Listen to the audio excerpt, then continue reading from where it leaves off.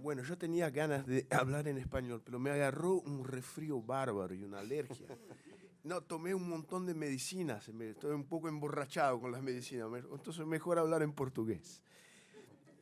Eu não vou fazer uma exposição paralela à do Luiz, eu vou fazer um comentário à exposição do Luiz, procurando estabelecer semelhanças e diferenças com o caso brasileiro.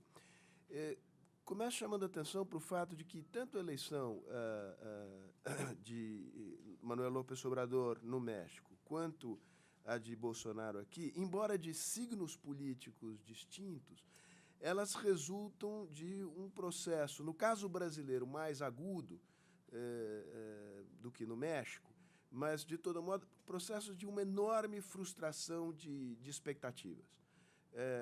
No caso brasileiro, frustração de expectativas que foram acentuadas pelo fato de que a Lava Jato revelou as formas pelas quais o poder era construído e exercido no Brasil. Então, somou-se à frustração de expectativas uma crise de natureza moral e de rechaço moral ao sistema político. Mas, tanto num caso como no outro, há uma enorme frustração de expectativas. No caso brasileiro, nós vivemos um período, durante o chamado boom das commodities, governo Lula, sobretudo, de grande mobilidade social ascendente e que terminou muito mal, na mais profunda recessão já registrada na história brasileira. No caso mexicano, é um processo mais lento, mas o fato é que o período que começa com as reformas nos anos 80, ele entregou muito pouco crescimento.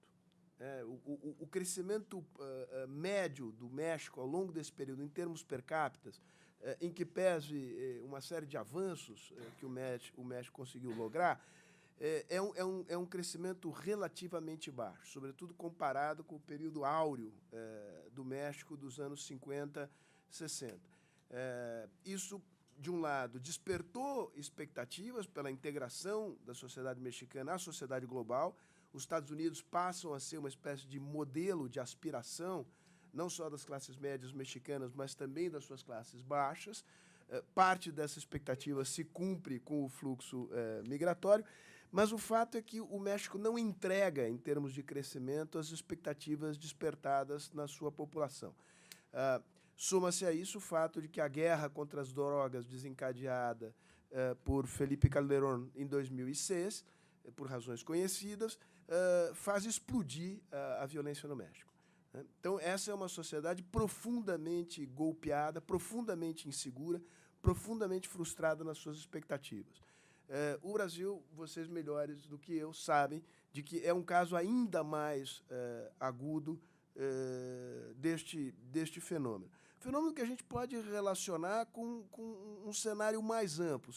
São todos sintomas de dificuldades dessas sociedades nacionais de se adaptar a um mundo global. E, por mundo global, não é só apenas a economia que se globaliza, é o crime organizado, são as expectativas materiais, são as expectativas culturais. São dois países que, curiosamente, são os maiores países da América Latina, têm uma trajetória relativamente bem-sucedida nos últimos 30 anos, ainda assim muito insuficiente para dar resposta às expectativas, à revolução de expectativas das suas sociedades. E é muito curioso também que cada uma delas, neste momento de grande incerteza, recorra a certas estruturas históricas, e daí este elemento de nostalgia, que são diferentes num caso e no outro, mas que têm em comum este fato que é uma espécie de, diante do maremoto, eu tento me agarrar a coisas que são conhecidas.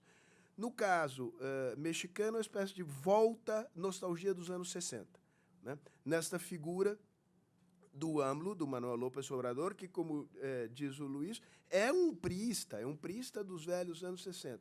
E o que é o fenômeno Bolsonaro, se não basicamente é mais complicado do que isso, mas ele tem um elemento de nostalgia do regime militar, né? E das Forças Armadas, que, ao longo desse período de 30 anos, e sobretudo o período mais recente de crise, conseguem sobrenadar uma situação em que todas as demais instituições do país naufragam numa crise de legitimidade imensa. Isso diz algo sobre as nossas sociedades. Quer dizer, são sociedades que, diante da incerteza, têm uma dificuldade, como coletivamente, tem muita dificuldade de imaginar o futuro e apostar no futuro. Tem mais bem uma reação, uma espécie de reflexo instintivo de se agarrar ao passado, né? Agora, evidentemente que o passado é muito insuficiente para dar respostas aos desafios futuros. Dada essa uma espécie de terreno comum desses dois fenômenos, as diferenças são notáveis, né? Há uma diferença, obviamente, de agenda. A agenda brasileira é, pelo menos no papel, uma agenda liberal, né? Isso tem a ver com a trajetória brasileira dos últimos 30 anos, que é uma trajetória de grande crescimento da participação do Estado na renda nacional. O Brasil, hoje, se nós tomarmos carga tributária e mais financiamento do déficit, 40% da renda nacional passam pelo Estado. O México é o extremo oposto, de baixíssima carga tributária, baixíssima carga impositiva. Então, não é ocasional, não é um mero acaso que a resposta aqui à crise seja uma resposta de índole liberal e lá seja uma resposta nacional desenvolvimentista, né? Curiosamente. Além disso, há uma óbvia diferença desses dois personagens. O Bolsonaro é uma figura política comparada com Manuel López Obrador, com todo respeito ao presidente eleito, uma figura política menor, né? O Manuel López Obrador é um político de primeira linha, que domina a retórica, domina o imaginário, é um homem letrado, é um homem que tem formação histórica, tem formação de ciência política. Isso, como diz o presidente, ideias são um perigo, porque ele se vê como o quarto momento fundacional do México. O Bolsonaro é um homem de luzes muito mais modestas, né? É um capitão reformado do Exército, com uma trajetória que não é uma trajetória militar brilhante, todos sabemos como ele acabou sendo reformado, mas que aparentemente demonstra a qualidade, por hora, como diria o comandante Chaves, por hora, de uma certa modéstia. E essa modéstia se revela de que maneira?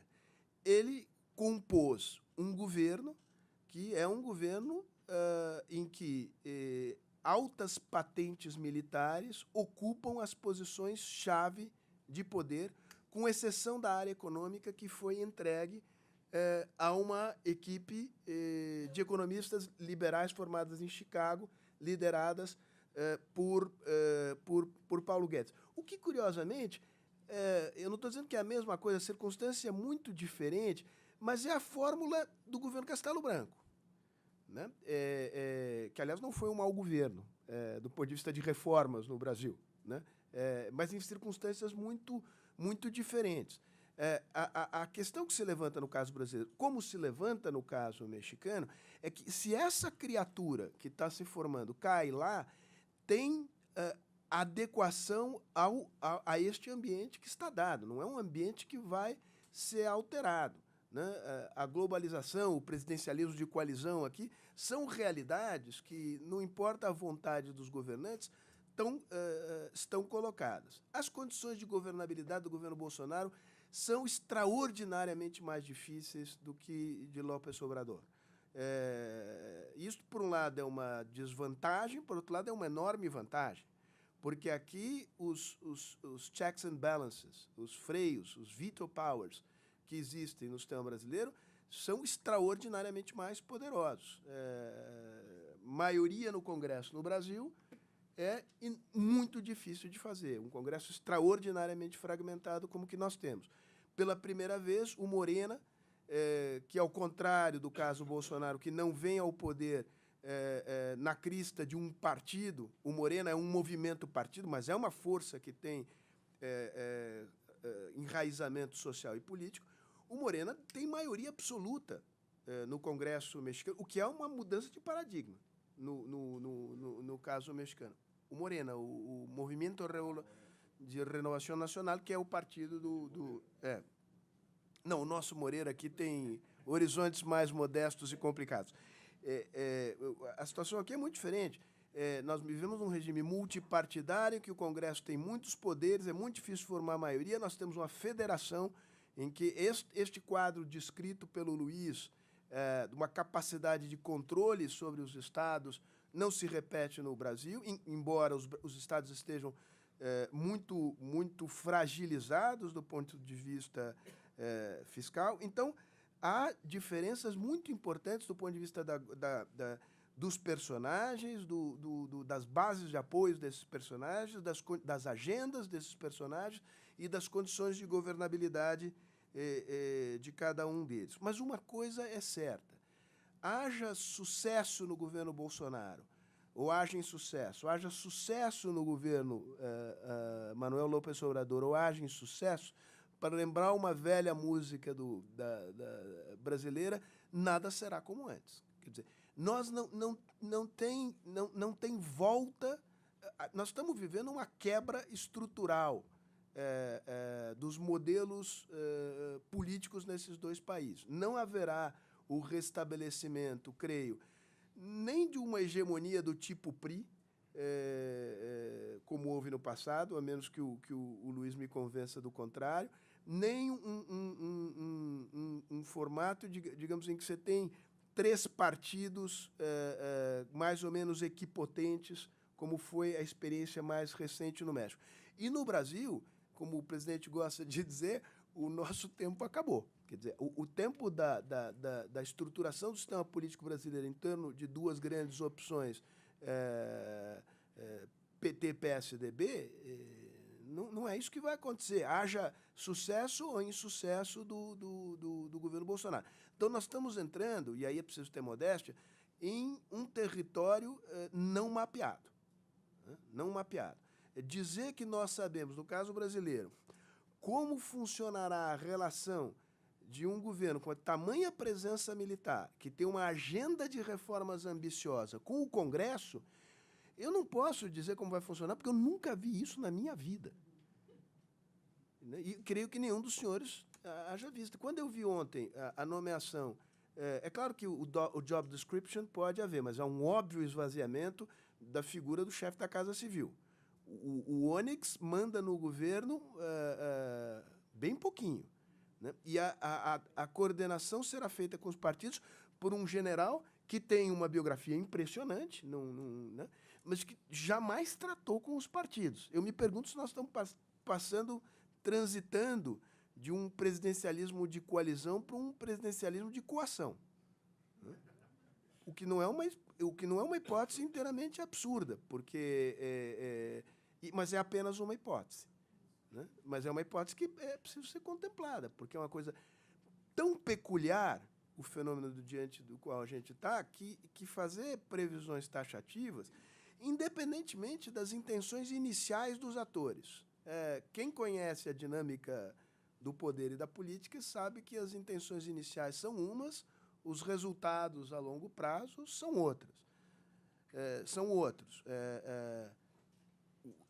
Dá a sensação de que os militares redefiniram por um longo período o seu papel na vida política brasileira, no plano da burocracia estatal e do jogo eleitoral. No que isso vai resultar, eu não sei, mas não é a volta ao passado, né? Acho que a pergunta que fica para me encaminhar no final que tipo de jogo nós vamos ter, né? Que tipo de regime político